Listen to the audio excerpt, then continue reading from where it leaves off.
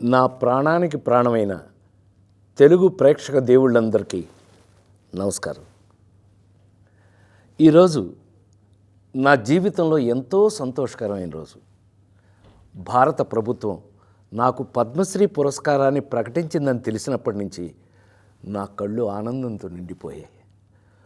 ఒక నటుడిని గుర్తించి ఇంతటి గొప్ప గౌరవాన్ని అందించిన భారత ప్రభుత్వానికి నా శిరస్సు వంచి నమస్కరిస్తున్నాను.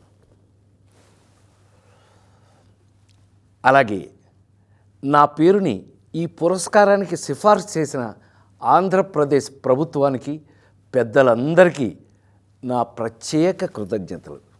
కానీ నిజం చెప్పాలంటే ఈ అవార్డు నాది కాదు, మీది.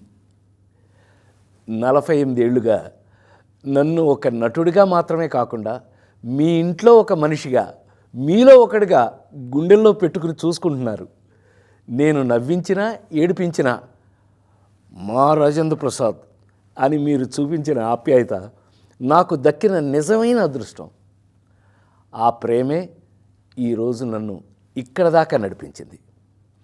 2 తెలుగు రాష్ట్రాల ప్రజలు నన్ను సొంత బిడ్డలాగా ఆదరించారు. మీ రుణం ఈ జన్మలో తీర్చుకోలేను. నాతో పాటు ఈ ఏడాది పద్మ పురస్కారాలు అందుకుంటున్న దేశంలోని మహానుభావులందరికీ నా శుభాకాంక్షలు తెలియజేస్తున్నాను. మీ ఆశీస్సులు ఎప్పుడూ నా మీద ఇలాగే ఉండాలి.